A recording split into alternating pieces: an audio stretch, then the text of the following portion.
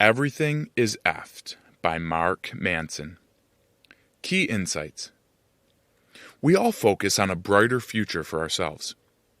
But should the future really be our focal point? Are we setting ourselves for disappointment if we can't meet those standards we've set for ourselves? In his book, Everything is Fcked, Mark Manson talks about the ideas of hope and how it relates to overall happiness and satisfaction in one's life. By experiencing our hopes, we lose them. We see that our beautiful visions for a perfect future are not so perfect, that our dreams and aspirations are themselves riddled with unexpected flaws and unforeseen sacrifices.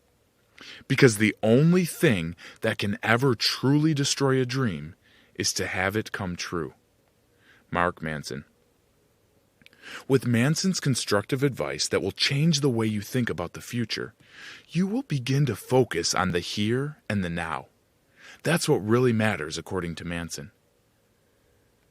Key points. Hope drives people. Throughout the history of the world, hope is the thing that gets people up and out of bed in the morning. It's what makes them get through tough breakups, and what helps them to feel some sort of purpose in life. It drives our everyday behavior. Hope is usually tied to the idea of the future. But what if we are already living our best lives right now? Why are we focusing on the future? Hopelessness is the root of anxiety, mental illness, and depression. It is the source of all misery and the cause of all addiction. Mark Manson. Because the world is better than it has ever been in the terms of crime, poverty, and other impactful issues, there's less hope and more fear of losing all these things we have gained over the years. And because of this fear, anxiety and depression have become a more common problem among humans everywhere. Thinking brain versus feeling brain. To understand the psychology behind hope, we must think of it from both our thinking brain, which is the logical side, and our feeling brain, which focuses on emotion. A lot of people claim that if we put our feelings aside, we would be more productive. But that's just not true. We need both sides, the thinking and the feeling, to do anything. Our brains need to work together in order to stop becoming a victim of hope. This will decrease the cases of anxiety and depression among humans. Also, our emotions cannot be controlled. They must simply be things that we accept in our lives. The 4 laws. The feeling brain can weaken our hopes. This turns hope into a formula for unhappy and unsatisfying lives. There are 4 laws that control our emotional state. Number 1, every action causes an equal emotional reaction. For example, say someone broke your phone in anger. You would then become angry and want to break theirs in return. Number 2, self-worth equals the sum of our emotions over time. For example, this is common with abuse victims. If they continually get abused, they will begin to think that they deserve that treatment.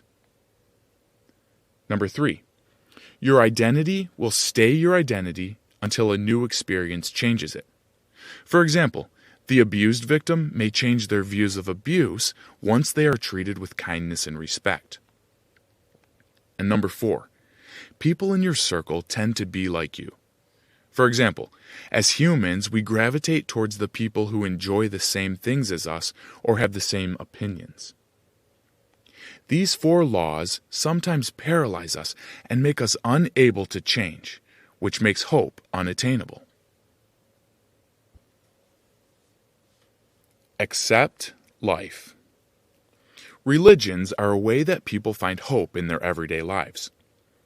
A religion gives people hope for the future. For example, in the Christian religion, you go to heaven when you die.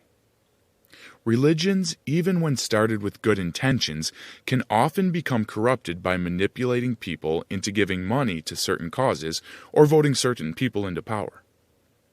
This ties into the idea of hope. When people see hope in the future, They see bad in the now.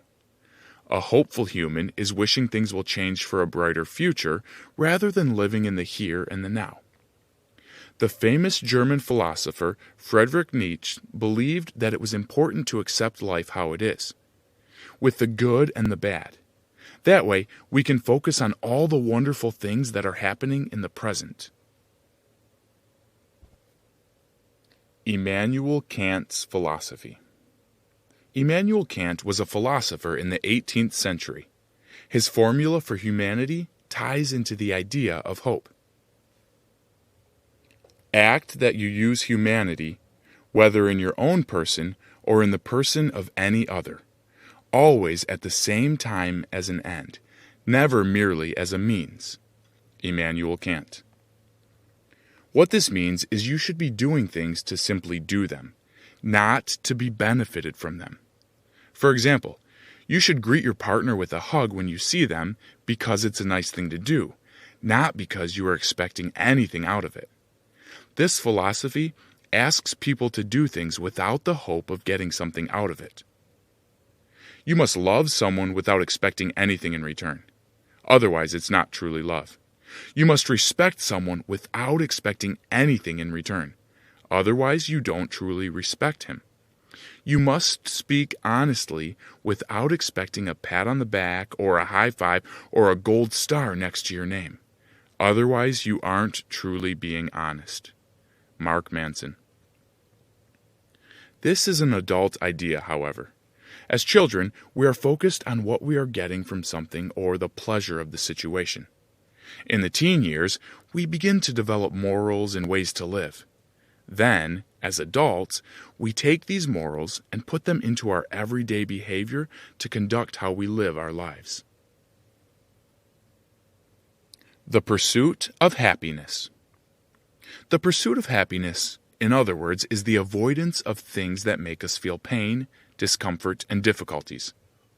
But by actively pursuing happiness, we are running away from situations that may strengthen our greatest virtues, such as honesty and humility. In the modern day, people avoid others with different opinions, which is a problem for democracy. People become unwilling to accept opinions that differ from theirs, which can create major challenges and make us less tolerant as a species. People then begin to think that their own personal opinions reign higher than the country as a whole. And when people who are like-minded come together, extremist groups are formed. The main reason, however, to stop pursuing happiness is because it's an unsuccessful tactic, because we never stop seeing problems in our lives. This is known as the blue dot effect. External influences. There are two main things that are raising the cases of anxiety and depression: advertising and innovation.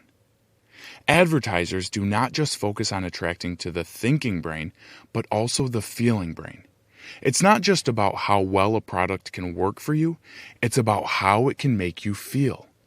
Advertisers target the feeling side of the brain by making their audience feel insecure and offering a solution.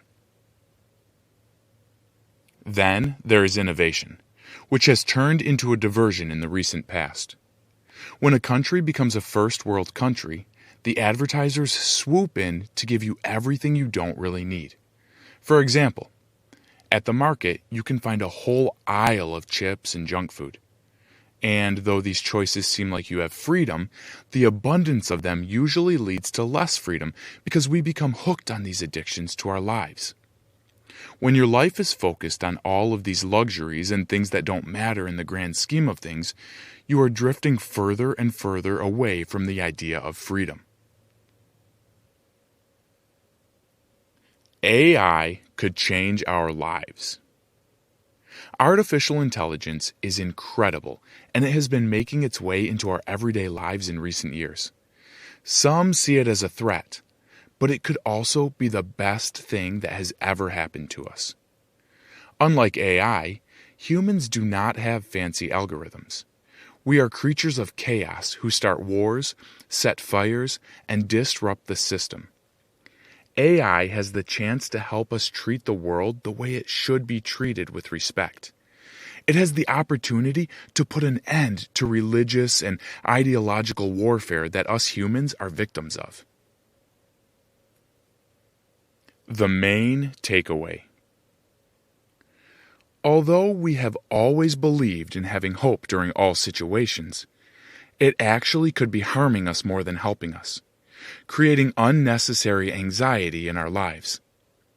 Hope makes us unsatisfied with our everyday lives as we wish for a brighter future. We should accept life how it is and live in the present. Hi, I'm Rhonda, and this is an exclusive audiobook video recorded for the Audiobook Master Channel. Enjoy your audiobook and have fun learning. Don't forget to subscribe and hit the notification button so you'll get updated on our next upload. If you liked the video, give us a thumbs up and say your thoughts about the book we just covered. Do you want to listen to a summary or review of a book that we haven't covered in the past? Say it in the comments below or send us a message. Don't forget to check our other uploads. Enjoy listening!